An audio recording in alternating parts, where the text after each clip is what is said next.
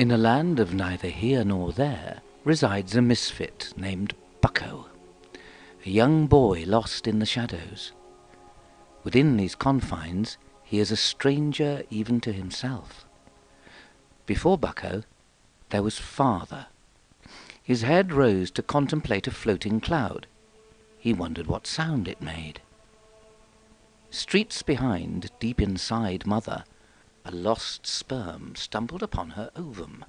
Within that moment the city exploded into light, burning deep into Father's retina. He began to count, hoping to gauge his distance from the bolt. 1, 2, 3. Some time passed before he noticed the silence that drowned his thoughts. The doctor wrote that sounds had been lost in wires of the brain. His temporal lobes appeared to have vanished. Dead without music, Father sought after a cure. A man in India could restore harmony. He could not hear Mother pleading him to stay. Her stress levels mounted. Serotonin dripped into the fetus like tears. The hormones pumped through its body, transforming its every subtle thought. The womb was too dark. It was drawn to a familiar light. Mother named him Bucko. He was born with abnormally large gums. The teething period exhausted Mother's affections. Drunken Mother found a car. It twisted down the road, mimicking her unbalanced thoughts. She remembered how much sense Father's music once made as the vehicle merged with a grey tree.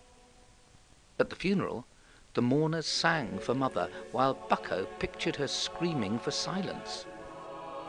Nobody noticed him, nor the tears that fell down his teeth.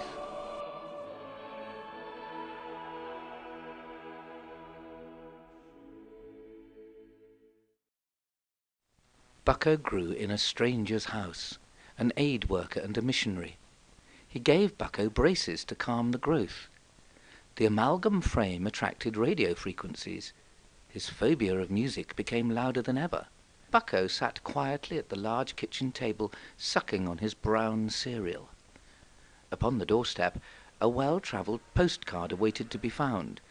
Having salvaged the letter, soaked in the last foot of a journey around the world, the stranger handed it down to Bucko. The stamp was from India. Bucko knew India meant Father. Bucko's tears fell onto the words that had run into a black cloud. A radio frequency dived into his metal jaw, clamping Bucko to the ground. There, the warped frame of an immense Indian elephant fixed his gaze. His tears ceased. Bucko rested his elephant on the mantelpiece, where it remained, until the stranger set it free. Distraught, Bucko ran into the wilderness as the darkness returned to him. His body lay sunken at the foot of a grey tree, which seemed somewhat familiar. His eyes peered up at the swaying branches, arching over him like Mother's hands. A shriek flew down the tree, a noise unlike any Bucko had encountered, unashamedly natural. It was music.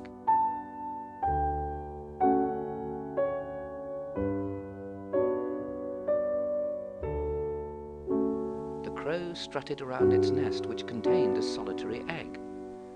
Bucko's teeth looked larger than ever in the shell's reflection.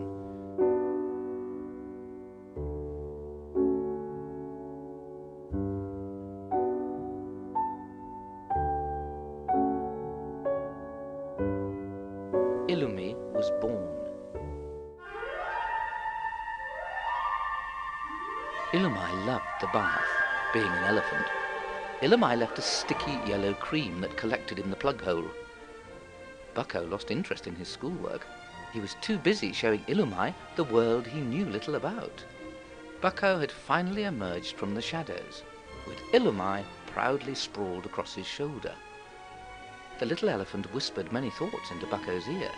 Soon Illumi's understanding of this world surpassed his own. Bucko was thrilled with his teeth these days. If Illumi could wear his tusks so gracefully, then why not he? Bucko removed the braces and spoke for the very first time. Each night the two friends sang in the garden and slept peacefully beneath the moonlight.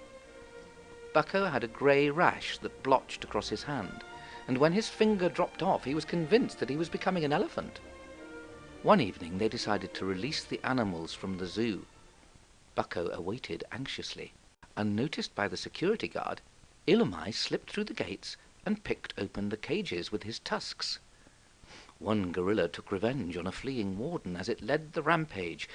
Security recordings occupied all channels, even airing in India. Father was inspired by the boy's liberation. Compelled to free his own suppressed emotions, he began to paint. As time passed, Bucko grew into an elephant. That night, Bucko dreamed of aeroplanes.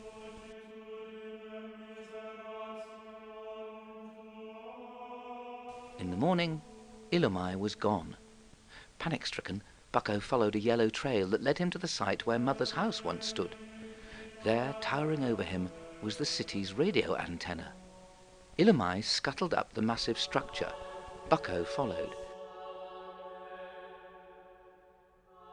The higher they climbed, the louder it hummed. As the electrical current charged their bodies, they fused, merging into one.